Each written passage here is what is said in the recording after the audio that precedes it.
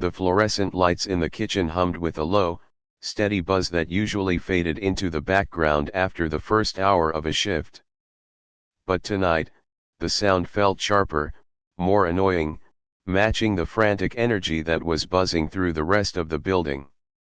Mrs. Gable adjusted the black apron tied around her waist, smoothing out a wrinkle that probably didn't exist but gave her hands something to do. She wasn't a guest here. She wasn't part of the celebration. She was part of the machinery that kept the hotel running, invisible and essential. She stood near the swinging doors that separated the chaos of the kitchen from the elegance of the dining hall, waiting for the signal to clear the tables. Outside those doors, the most important charity gala of the year was taking place. Through the small round glass window in the center of the doors, she could see flashes of color, expensive dresses, sharp suits, and glimmering jewelry. It was a world that felt completely different from the one she lived in, a world where money wasn't something you worried about losing, but something you talked about while eating dinner. Mrs. Gable was a simple woman. She liked things to be clean. She liked a routine. She had worked at the hotel for nearly 20 years. In that time, she had seen thousands of people come and go. She had cleaned up spilled wine, broken glasses, and dropped appetizers. She had seen marriage proposals and business arguments. She had watched people laugh until they cried and cry until they couldn't breathe. But she had never really been a part of it. She was just the lady with the cart who made the mess disappear. She checked the silver polish on her cleaning cloth and took a deep breath. It was going to be a long night. The kitchen staff was running around like headless chickens because the chef was in a bad mood. The managers were pacing the floor because the owners of the hotel were attending the event. Everyone was on edge. Everyone, that is, except for the calm, heavy presence sitting in the corner of the main hall.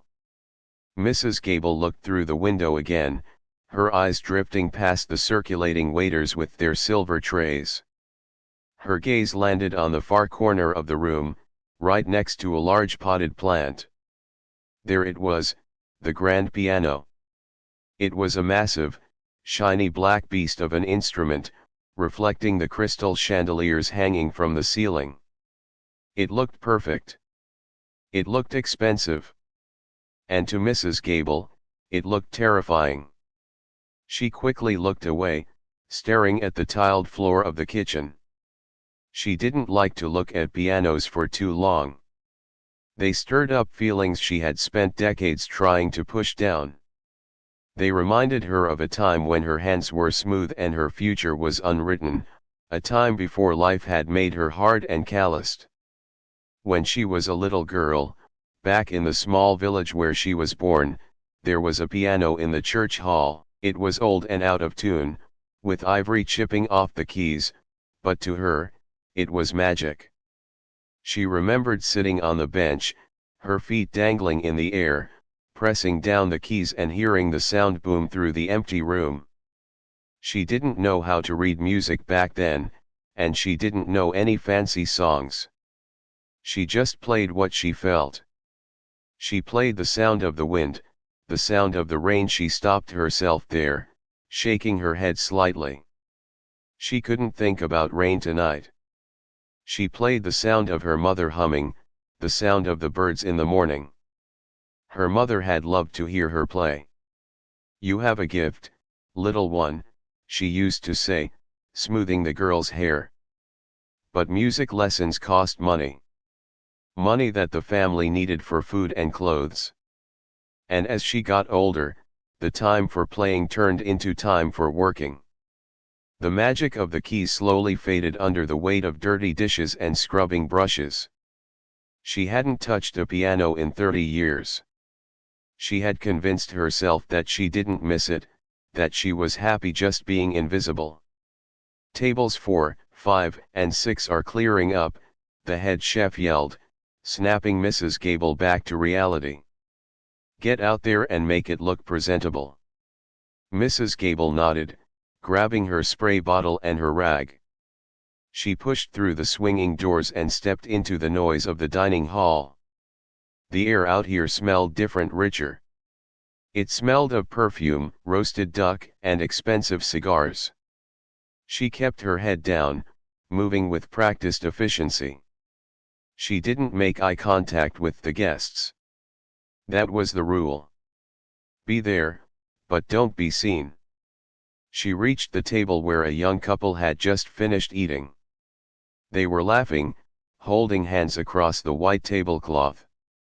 Mrs. Gable waited politely for a pause in their conversation before reaching in to clear the plates. They didn't even look at her. To them, she was just a shadow passing by. She stacked the china plates carefully, balancing them on her arm, and wiped down the table until it shone. As she worked her way around the room, she couldn't help but drift closer to the corner where the piano sat. There was a man standing there now, looking at his watch and tapping his foot impatiently. It was the hotel manager. He looked stressed. Mrs. Gable knew his face well. He was usually smiling at the guests, but tonight his smile was tight and fake. She moved to a table on the opposite side of the room, polishing the silverware while keeping an eye on the drama unfolding near the instrument. The manager was speaking to another man in a tuxedo. From this distance, she couldn't hear exactly what they were saying, but she could hear the panic in their voices. The man in the tuxedo threw his hands up in the air, checked his watch one last time, and then stormed out of the hall, leaving the manager alone. The manager put his hands on his hips, looking around the room wildly. He ran a hand through his hair, messing it up. Mrs. Gable frowned. What was going on? She signaled to a younger waiter, a boy named Tim who was new to the job. Tim, she whispered, handing him a pile of napkins she had just folded. What is happening over there? Tim looked over his shoulder, his eyes wide. The pianist, he whispered back. He just quit. Apparently, they got into a fight about the set list, and the guy just walked out. The show is supposed to start in 15 minutes. Mrs. Gable looked at the piano, then back at the manager. The manager was now on a headset, talking frantically to someone, presumably trying to find a replacement musician. But she knew it was useless. You couldn't just find a professional pianian in 15 minutes on a Friday night. Not this kind of musician. These people expected perfection. The gala was a grand evening for the arts, or something like that. The program on the tables listed a famous pianist who was supposed to play a sonata during the dinner service. If there was no music, the evening would be a disaster. The guests would notice. The silence would be awkward. The manager's job might be on the line. She watched the manager pace back and forth in front of the black monster. He looked helpless. Mrs. Gable knew that feeling. She knew what it was like to have a problem that felt too big to solve. She felt a pang of sympathy for him. It was a terrible feeling to have everything falling apart around you while everyone else is enjoying their party.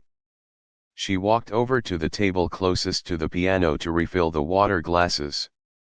She tried to move silently, like a ghost, but the silence in the room was already starting to stretch.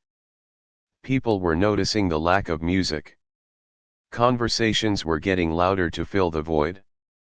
The atmosphere was shifting from elegant to uneasy.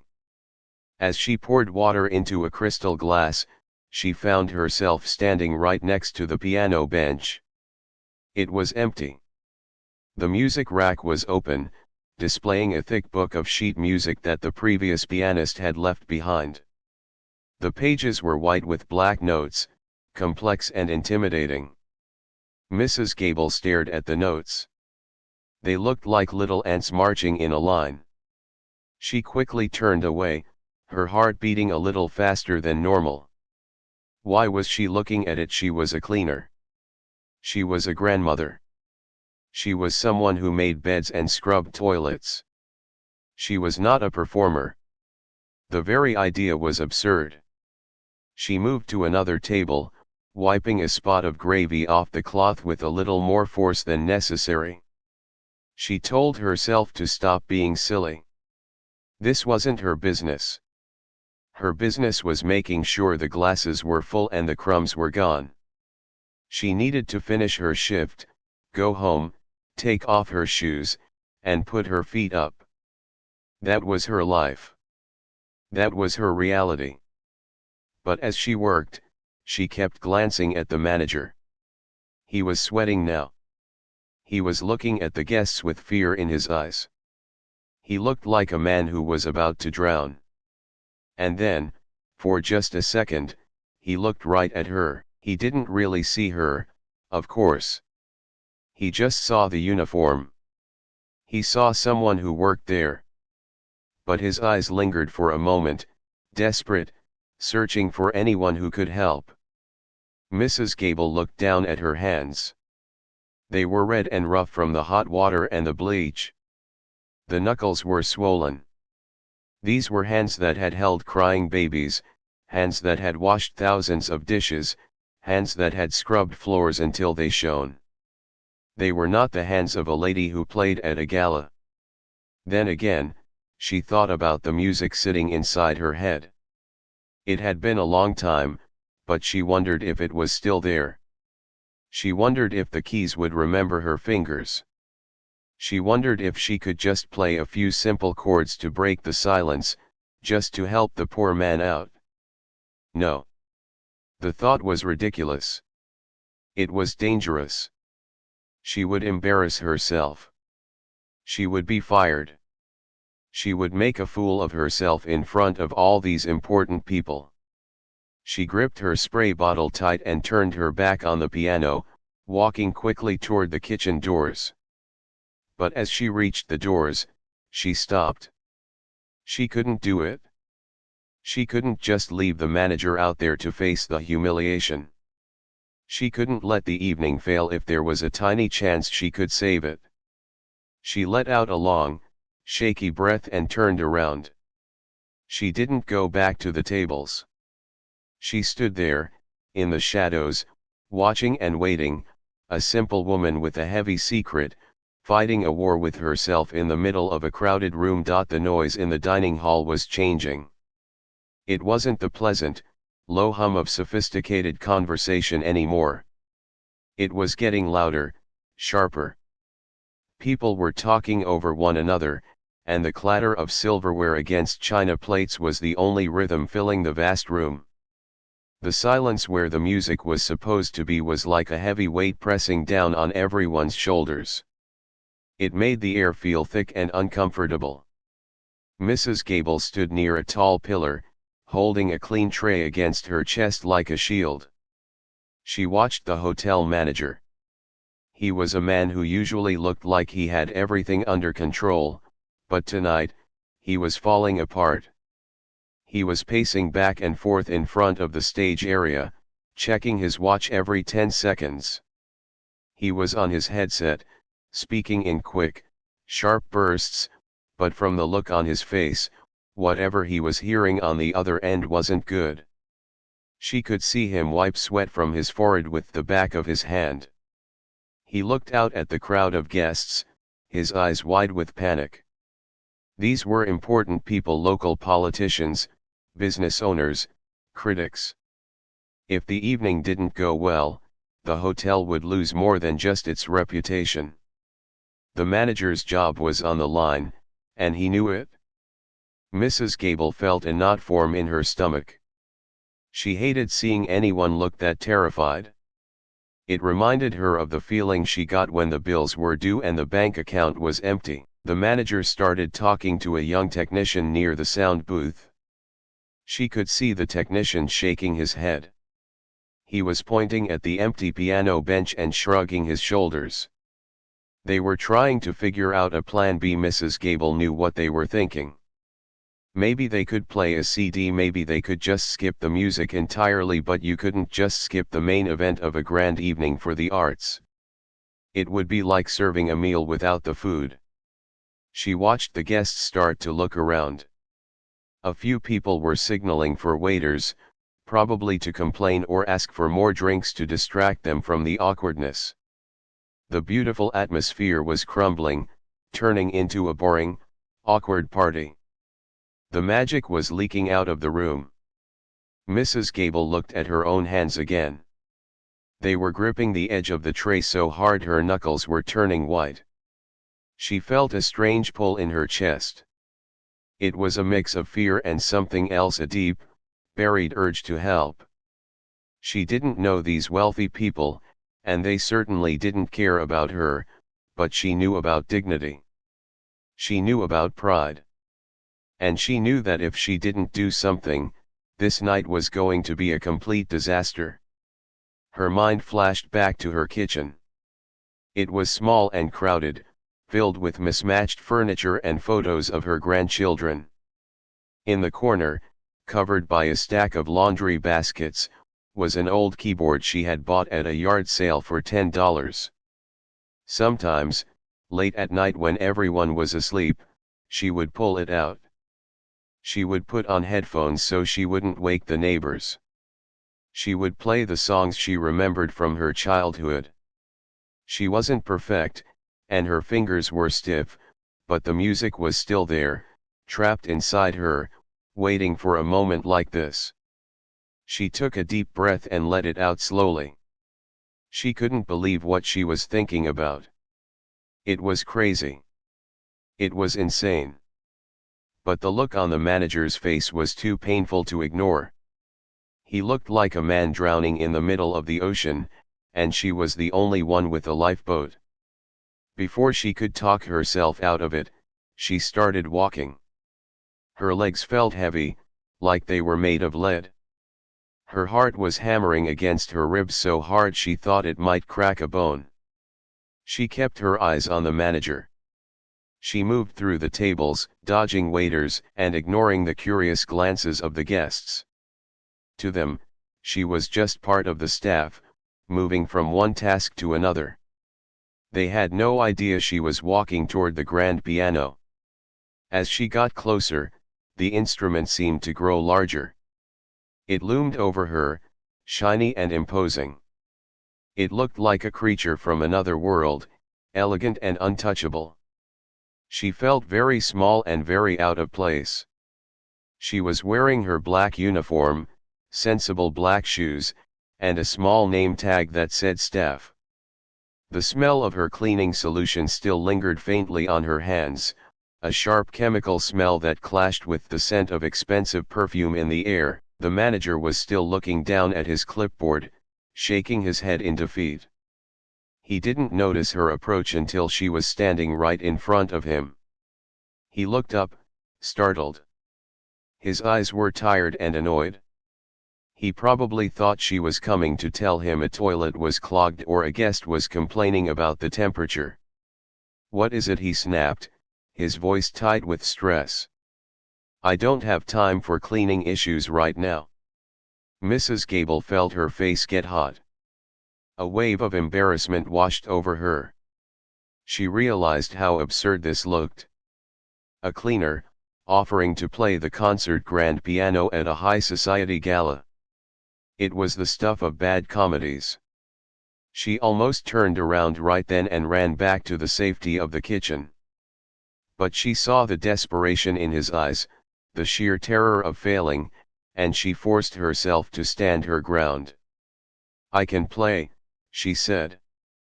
Her voice was quiet, almost a whisper.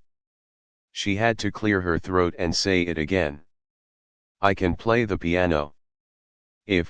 If you need someone." The manager stared at her.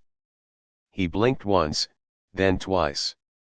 He looked at her uniform, her worn shoes, her rough hands, and then back at her face. He didn't see a musician. He saw an older woman who mopped floors for a living. A confused, almost angry look crossed his face. He thought she was mocking him. "This isn't a joke," he hissed, lowering his voice so the guests wouldn't hear. I have investors here. I have critics. This is not the time for games. Go back to work. It's not a game, Mrs. Gable said softly. She looked past him, at the beautiful, waiting instrument. I used to play. A long time ago. I can fill in. Just until you find someone else. To stop the silence. The manager let out a sharp, frustrated breath. He looked at his watch. They were already 10 minutes behind schedule. There was no one else coming. The backup plan was a terrible jazz recording that the sound technician was fumbling with. He looked at the woman in front of him. She didn't look like a savior. She looked like a grandmother who baked cookies. But she was offering. And he was out of options. Fine, he said, waving his hand dismissively, like he was agreeing to a terrible deal just to make the conversation end. Fine. Go play one song. But if you start making noise, if you embarrass me, I want you off that bench immediately. Do you understand one song? Mrs. Gable nodded. I understand. She walked past him toward the piano bench. She could feel his eyes on her back, burning with doubt. She could feel the eyes of the technician, the waiters, and the nearby guests. The people sitting at the tables closest to the stage stopped eating. They watched the cleaning woman approach the expensive piano with a mixture of curiosity and amusement. A young man in a tuxedo leaned over to his date and whispered something, and they both chuckled. They thought it was a skit. They thought it was a joke. Mrs. Gable reached the bench. It was polished black leather, smooth and cool to the touch. She hesitated for just a second. This was the point of no return. Once she sat down, there would be no hiding. She smoothed the front of her apron, a nervous habit, and then sat down. The bench was firmer than she expected. She adjusted her position, finding the center. She stared at the keys. They were pristine white and pure black, unlike the yellowed, chipped keys of her memories. They looked intimidatingly perfect. The room was still buzzing with noise. People were laughing, glasses were clinking, nobody was paying attention. They didn't know what was coming. Mrs. Gable took a moment to center herself. She closed her eyes for a brief second and let out the breath she had been holding. She blocked out the manager standing behind her, she blocked out the fancy guests, and she blocked out the fear. She remembered the feeling of the music. She remembered the melody she used to play to calm herself down when she was young and scared. She found that melody in her mind. She let it fill her up. She stopped being Mrs. Gable the cleaner. She became just a pair of hands and a heart full of song. Slowly, shakily at first, she raised her hands. She hovered her fingers over the keys, feeling the vibration of the room. She wasn't thinking about notes on a page or complicated techniques. She was just thinking about the sound. She was thinking about filling the silence that was suffocating the room. She heard the manager behind her clear his throat loudly, a signal that she should start or get off. She ignored him. She waited for one more heartbeat, letting the anticipation build inside her. Then, she let her hands drop.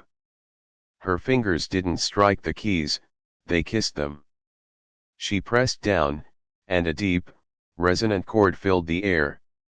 It wasn't loud, but it was pure. The tone was incredible. It seemed to cut through the noise of the room like a knife. The chatter didn't stop instantly, but the people at the nearest tables paused. They turned their heads. Something about the sound was different. It wasn't a recording. It wasn't a mistake. It was real. The first chord seemed to hang in the air like a heavy cloud, refusing to fade away. It was a deep, rich sound that seemed to vibrate right through the floorboards and into the soles of Mrs. Gable's sensible shoes. For a heartbeat, the dining hall didn't react. The chatter continued, the waiters rushed by, and the clinking of spoons against coffee cups went on. It was as if the room was trying to ignore the sound, pretending it was just a mistake. But Mrs. Gable didn't stop. Before the vibration of that first note could die out completely, her right hand moved. Her fingers, which were usually stiff and swollen from scrubbing, found the next keys. She didn't have to look down. Her hands knew where to go, even if it had been 30 years. It was like riding a bike. Once the motion started, the body just remembered what to do. She began a slow, melancholy melody. It wasn't a loud, crashing song. It was a whisper. It was the sound of loneliness and comfort all mixed together. At the nearest table, a woman in a bright blue dress stopped talking mid-sentence. She turned her head, her eyebrows scrunching together in confusion. She heard something that didn't belong in a noisy restaurant. She heard music that felt too real, too raw, to be background noise. She nudged the man sitting next to her, and he looked up from his plate, annoyed at first, but then his eyes drifted toward the corner of the room. Mrs. Gable kept her head down. She didn't look at the audience. She couldn't. If she looked up and saw their faces, she would freeze. She would remember that she was just a cleaner in a uniform. She would remember that she was out of place. So she stared at the keys. She watched the black and white ivory dance under her fingers. The manager was standing a few feet away, his arms crossed tightly over his chest. He was still tense, waiting for the disaster. He expected her to hit a wrong note, to lose the rhythm, to prove that she was just an amateur. But as the seconds ticked by, his arms dropped a little. The music wasn't falling apart. It was flowing. The sound of the grand piano was massive compared to the old keyboard in her kitchen. When she pressed a key here, the sound didn't just beep, it sang. It filled every corner of the high-ceilinged hall. The acoustics of the room caught the melody and threw it back, making it sound even bigger than it was. It felt like the piano was alive and breathing with her. She moved into a more complex section of the song. Her left hand began to walk up the lower registers, creating a rolling, rhythmic pattern that sounded like a gentle stream flowing over stones. Her right hand played the melody on top, notes that were clear and piercing. It was a piece by Chopin that she had learned as a girl, a piece that was supposed to be played with great emotion. Mrs. Gable wasn't thinking about technique. She wasn't thinking about the correct posture or keeping her wrists up. She was playing with her heart, not her head. She poured all the tiredness from her day into the keys. She poured in the memory of her late husband's laughter and the ache in her lower back from bending over tables for hours.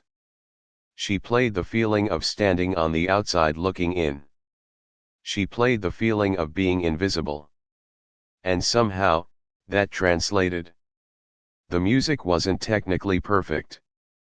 There were moments where the tempo dragged a little, moments where her fingers hesitated just a fraction of a second before finding the right note. But it didn't matter. The little mistakes didn't sound like errors, they sounded like a person stumbling over their own words because they had so much to say. The room began to change. The wave of silence was spreading outward from the piano like a ripple in a pond. It started with the front tables and moved back. A waiter carrying a heavy tray of champagne flutes froze in the middle of the aisle. He was halfway to the bar, but he stopped moving. He just stood there, listening. The bubbles in the glasses seemed to be popping in time with the music. The laughter died down. The clinking of silverware stopped. It wasn't because someone told them to be quiet. It was because they were captivated. The music was pulling them in. It was cutting through the fake politeness of the party and touching something real inside them. A young man, who had been checking his phone and looking bored out of his mind, slowly put the device down on the table. He leaned forward, resting his elbows on the white linen, his eyes fixed on the woman in the black uniform. He couldn't understand it. She looked so ordinary. She looked like someone he would walk past on the street without a second glance. But the sound coming from her hands was extraordinary. It was haunting. Mrs. Gable's heart was beating so fast she thought it might jump out of her chest. She felt hot all over. A bead of sweat trickled down the side of her face, but she didn't wipe it away. She didn't dare break the connection with the instrument. She felt a strange sensation wash over her. It was a feeling of power. For the first time in 20 years, people weren't looking through her. They were looking at her. But they weren't seeing the cleaner. They were seeing the music. They were seeing the part of her soul that she had kept hidden away for decades.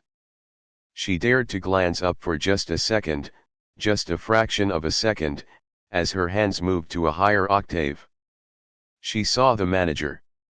His face had completely changed. The panic was gone, replaced by a look of pure shock. His mouth was slightly open.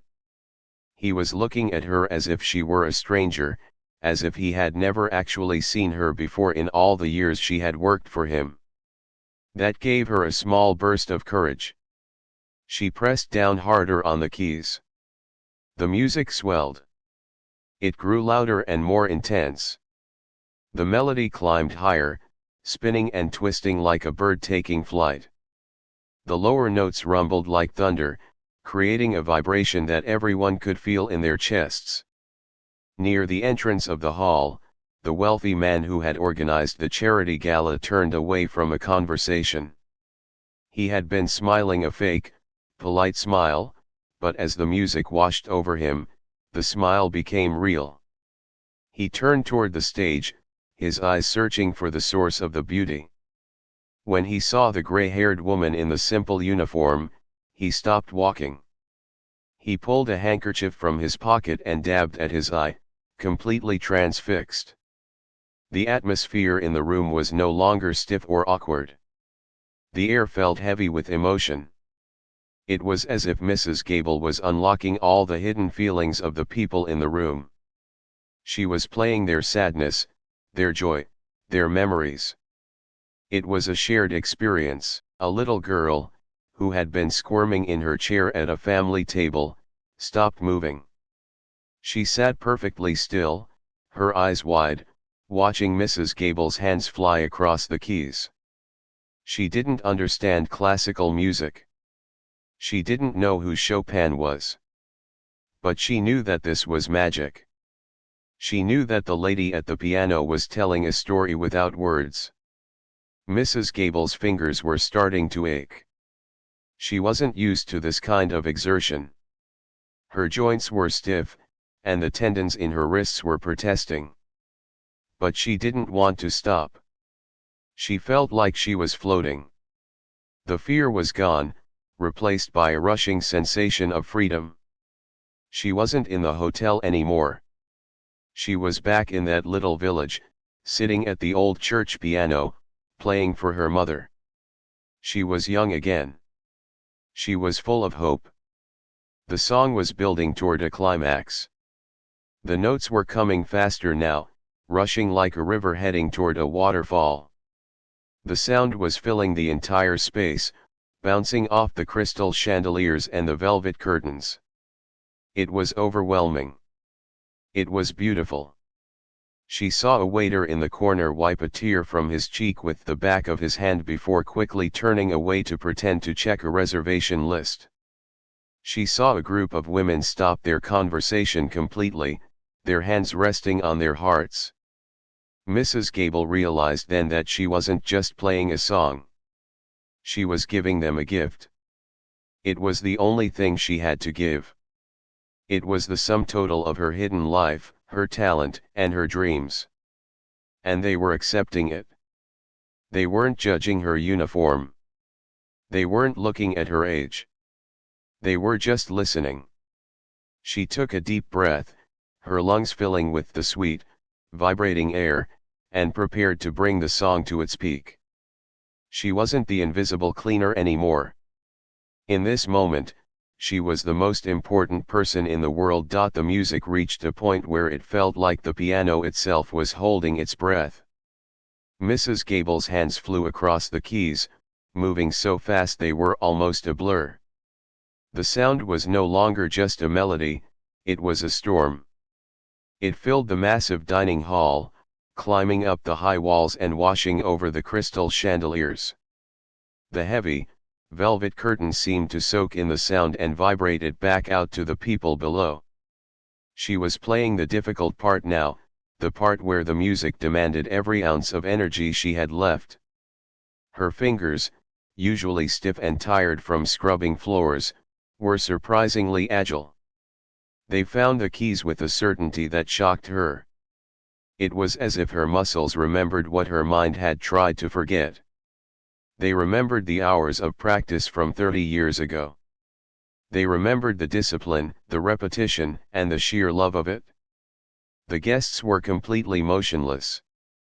The room that had been noisy and chaotic just 10 minutes ago was now as silent as a library on a Sunday morning. Hundreds of people were frozen, holding their coffee cups in mid-air, their forks hovering over half-eaten cake, their eyes locked on the small woman sitting at the massive instrument.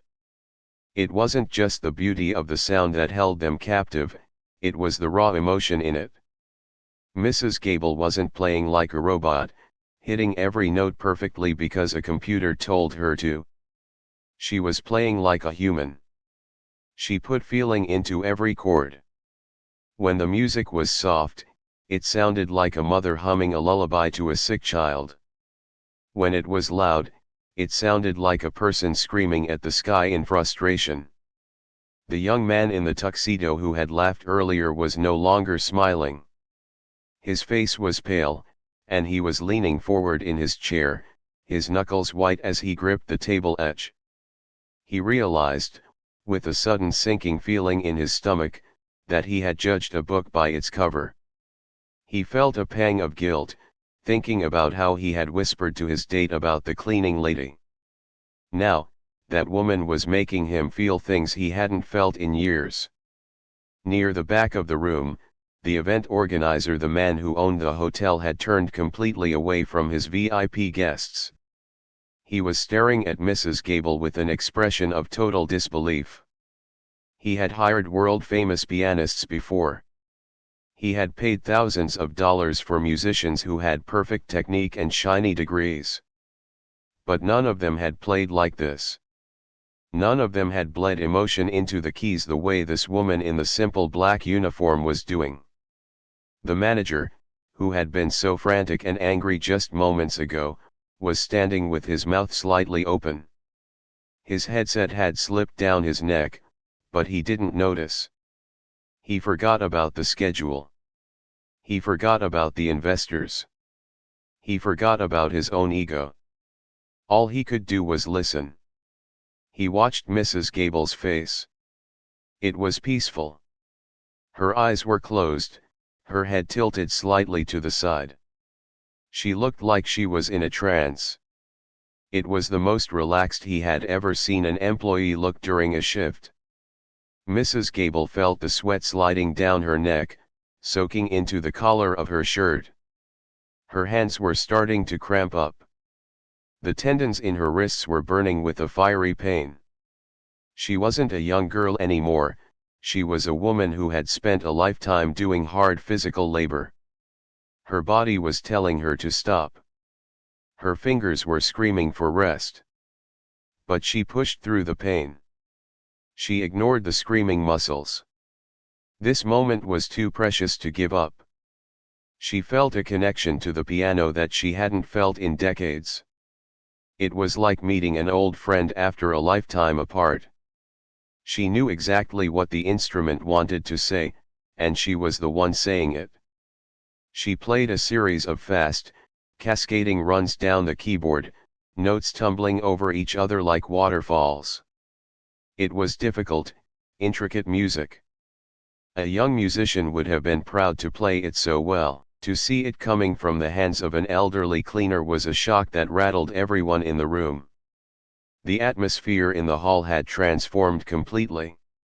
The air felt heavy, charged with electricity. It felt like a holy place. People forgot about their money. They forgot about their social status. For these few minutes, everyone was equal.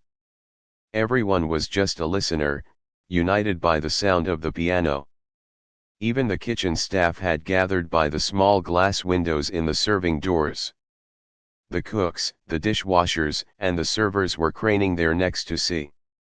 They knew Mrs. Gable. They worked side by side with her every day.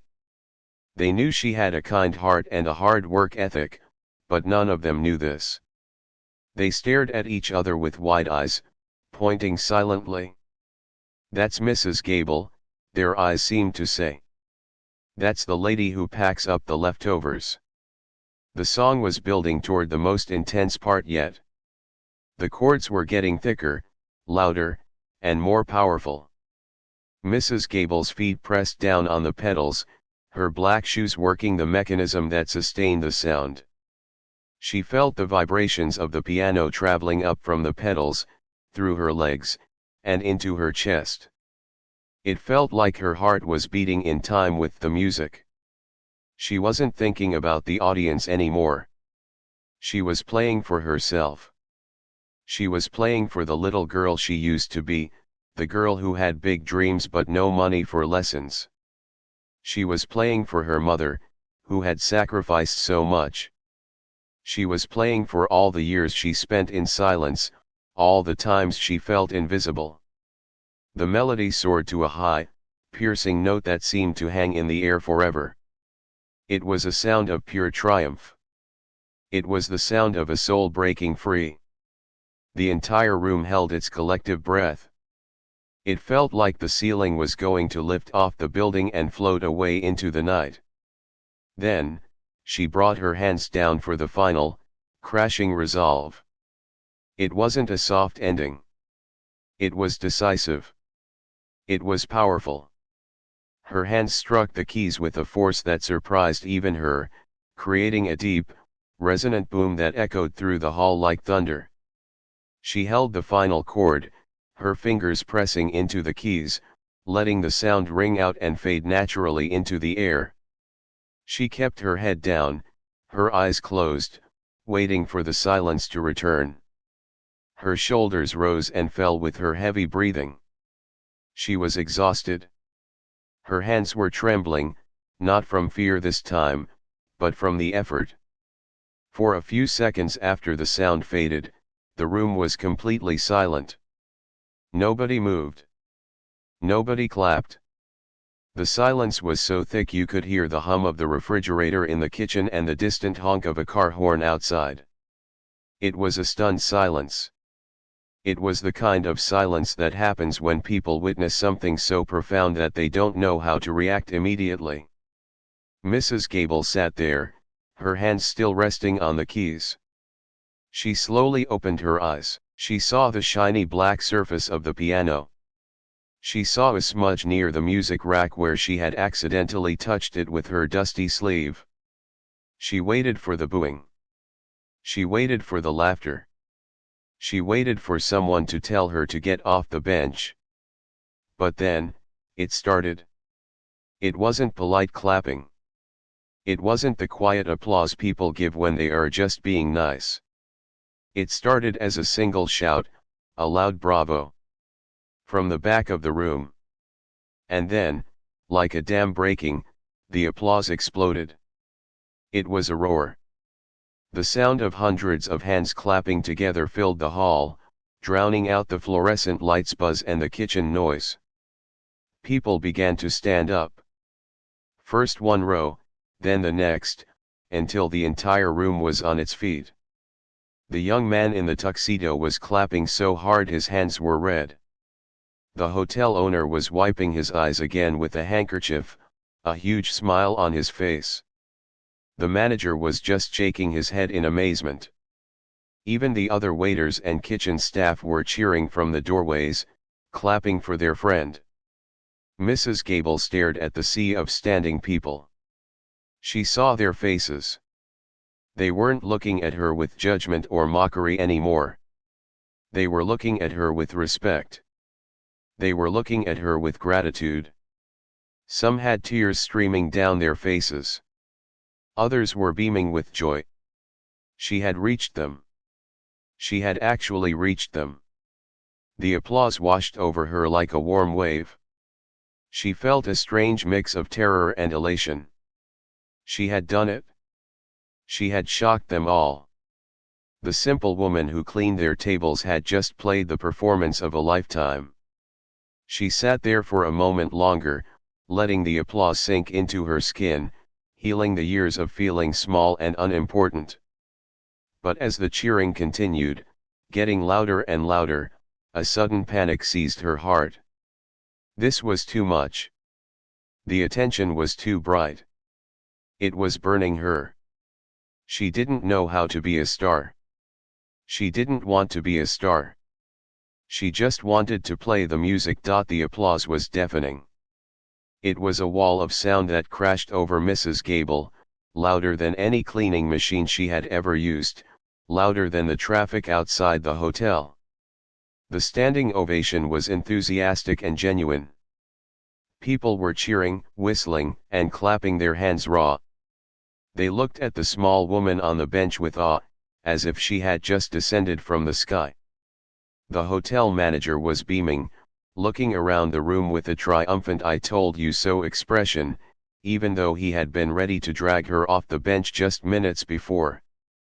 He started walking toward the stage, probably to escort her to the center of the spotlight, to ask for her name, or perhaps to offer her a permanent contract to perform.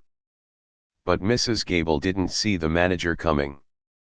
Her heart was hammering against her ribs like a trapped bird. The adrenaline that had fueled her performance was quickly draining away, leaving her feeling shaky and exposed. She looked out at the sea of faces again, and instead of seeing admiration, she felt a piercing heat of panic. These weren't her people. This wasn't her world. The bright lights made her eyes water. The expectation in their eyes terrified her. They wanted a star. They wanted a story. They wanted to pull her out of her quiet life and put her on display. She wasn't a performer. She was a grandmother who cleaned floors. She realized with a jolt of clarity that she didn't want their fame. She didn't want them to analyze her music or ask her questions she couldn't answer eloquently. She hadn't played for them to make her famous, she had played to save the night, to fill the silence, and to prove to herself that the music was still inside her. She had achieved what she needed to do. The silence was gone. The beauty had been shared. As the manager stepped onto the small platform near the piano, reaching out a hand to help her stand, Mrs. Gable made a split-second decision. Her survival instinct kicked in. She couldn't handle the thank you speech. She couldn't handle the interviews. She just needed to go home. She ignored the manager's hand. She didn't look at him. She simply slid off the bench, her knees trembling slightly as she hit the floor. She gave the smallest, quickest nod to the audience, a silent, terrified acknowledgement, and then she turned around. The crowd seemed confused by her sudden movement. They thought she was going to the microphone to speak. Some people leaned in, quieting their neighbors to hear what she would say. The manager stopped, his hand hanging in mid-air, looking puzzled. But Mrs. Gable didn't stop. She walked briskly away from the piano, away from the center of attention, heading toward the shadows at the edge of the room. The applause swelled again as they assumed she was taking a bow, but she kept walking.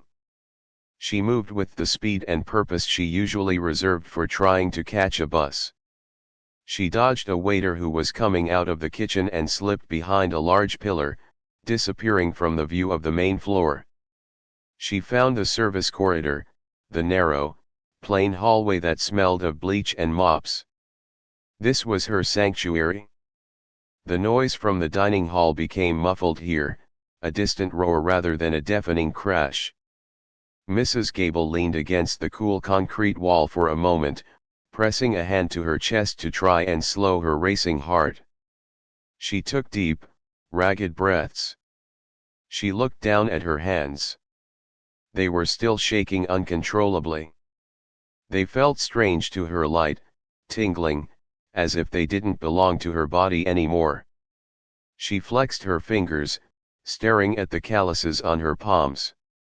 She remembered the weight of the piano keys, the vibration of the strings. It had felt like magic. "Hey! Hey, you!" A voice echoed down the hallway. It was Tim, the young waiter. He came running around the corner, his eyes wide with excitement. He skidded to a halt in front of her, nearly dropping a tray of dirty glasses he was carrying back to the kitchen. That was incredible," Tim stammered, his face flushed. "The dining room is going crazy. Everyone is asking who you are. The manager is looking for you. He wants to give you a bonus, or maybe a job playing music, I don't know, but he's freaking out. He's really happy."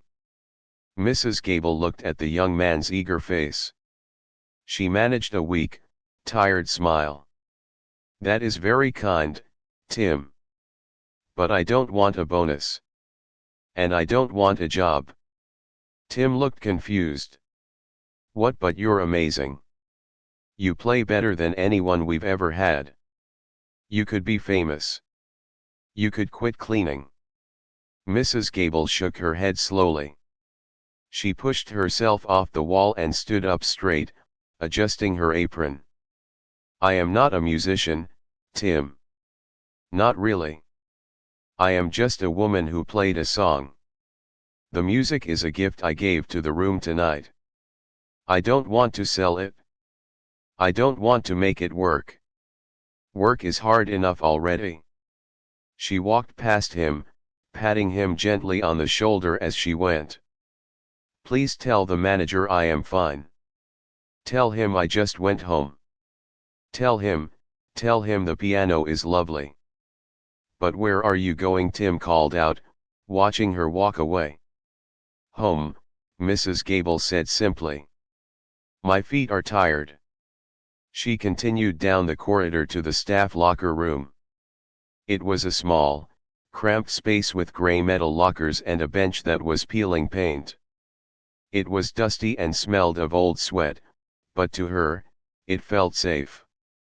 There were no chandeliers here. No expectations. Just the reality of her life.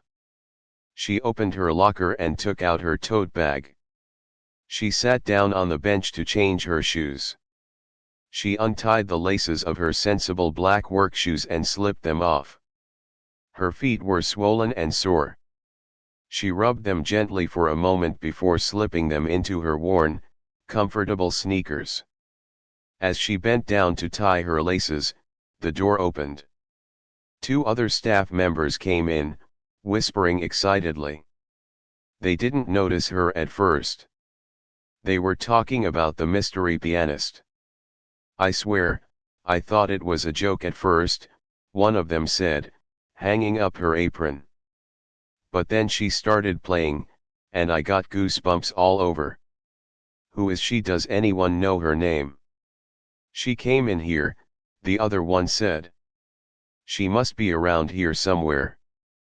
Mrs. Gable stayed quiet. She tied her shoelaces into a neat bow. She didn't say a word. She enjoyed being a mystery for a moment. It was better than being the center of attention.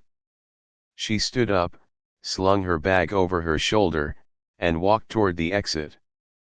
The 2 women stopped talking and stared at her as she passed. They looked from her face to her hands and then back to her face. Their eyes went wide with realization. Mrs. Gable just gave them a small, tired smile and walked out the door. She pushed the exit bar and stepped out into the cool night air. The city was alive with sounds: cars honking, sirens wailing, people talking on the street. It was loud, but it was a normal noise. It was the noise of the real world.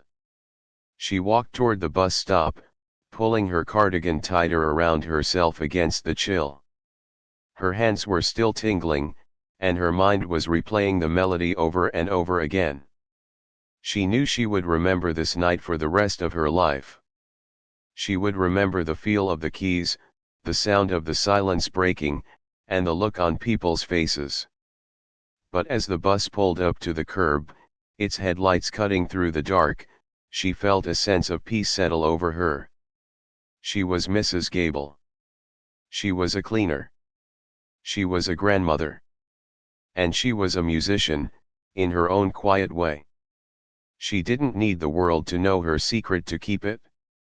The music had happened. It was real. And that was enough. She climbed onto the bus, dropped her coins into the fare box, and walked to the back seat. She sat down by the window and watched the hotel lights fade into the distance as the bus drove away. She leaned her head against the cold glass and closed her eyes, listening to the rhythm of the engine and the ghost of the piano still singing softly in her heart.